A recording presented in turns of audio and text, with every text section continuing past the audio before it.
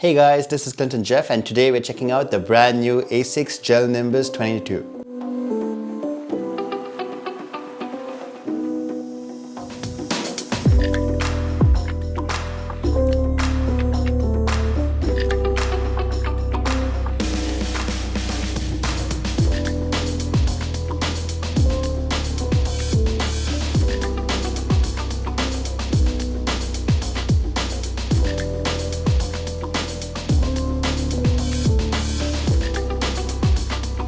The 22 is the latest in ASICS Gel Nimbus line of marathon running sneakers. These are sneakers that are made for high mileage, and these are aimed at those of y'all who are looking for a great training and running sneaker. You could even say that these are racing shoes, though they're not entirely built for speed. But the Nimbus 22 is a neutral running shoe that applies to all levels of runners, whether you're just starting out and only go running on the weekends, or for those of y'all that actually go on proper long distance runs. Just to quickly introduce the Gel Nimbus series, this is a sneaker series that many ASICS fans will tell you is the gold standard in a road running shoe, with comfort that is second to none in the ASICS lineup. With every update, ASICS has listened to consumer issues and fixed them, giving the Gel Nimbus series quite a reputation in the running community. As you can tell from the name, the Nimbus 22 is the update to last year's Nimbus 21 and now offers even better cushioning. There's the same flight foam propel midsole, but there's more of it this time around, and there's the same gel cushioning in the heel, which is soft and absorbs impact really well. The shoe is actually still really lightweight. I wouldn't say this is a light shoe, which is why it's not really a racing shoe, but it is lightweight enough to not feel heavy even after miles of running a marathon. So just to be clear, it is still lightweight. The men's model weighs about 290 grams, while the women's model weighs about 235 grams. In addition to all of that, the shoe maintains its stable ride thanks to the ASICS signature truss stick system under the arc. Of course, there's a lot more that goes into the sneaker, but I'll talk about it later on. With the introduction out of the way, let's start with design.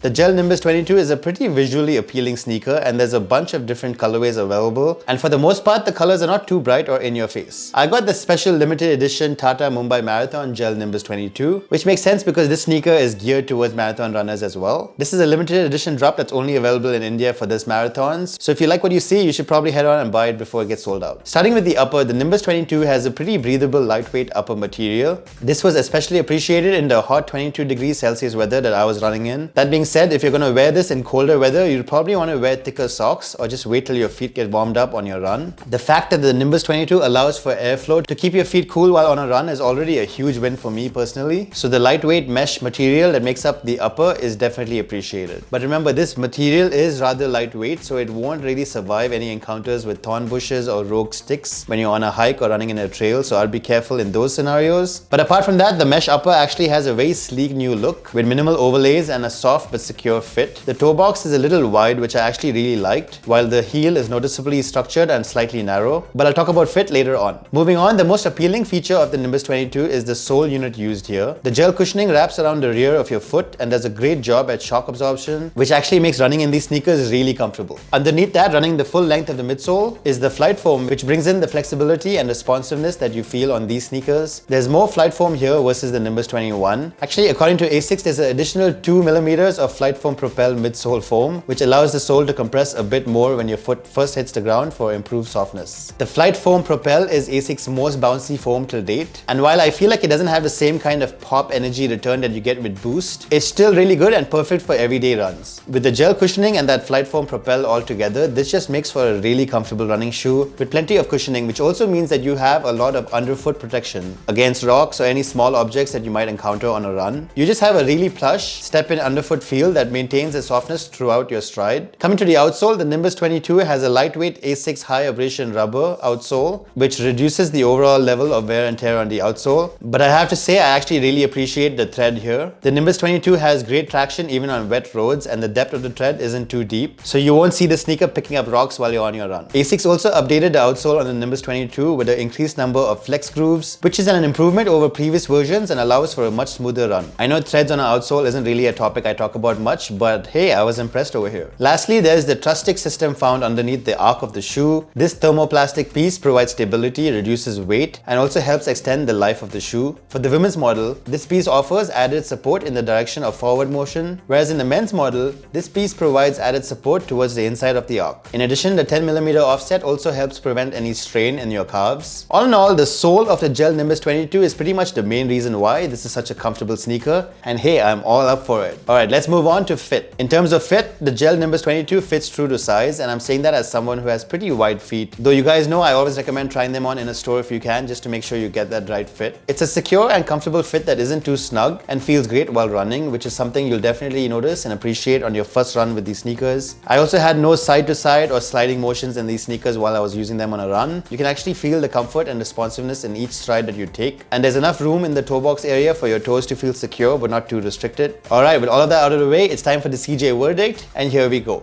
At the end of the day, the Gel Nimbus 22 might just be my favorite running shoe right now. It's a comfortable, well-cushioned run that you'll love running in for miles and miles and miles. The cushioning is really well balanced and it doesn't feel heavy or dead underfoot, and while the shoe is slightly heavy, the weight is well distributed throughout the shoe. ASICS has made some very small but significant updates with the 22 model, with the thicker midsole, which really adds to the whole responsiveness of the shoe. Even the updated upper is nice and soft, feeling secure and adaptable at the same time. I wore the Gel Nimbus 22 to the gym a couple times while lifting and running on a treadmill, and even running outdoors, and I was actually really impressed with how comfortable these shoes were, and they didn't lose any bounce in the 2 weeks that I tried them out for. Now that being said, while it is priced on the higher side, if you compare it to the other premium running sneakers out there like the Ultra Boost series, the Gel Nimbus 22 is kind of a steal and an immense value for money. All in all, the Gel Nimbus 22 definitely lives up to its reputation as a premium, neutral, all-around running and training sneaker with even more comfort to boot. Definitely recommended for sure.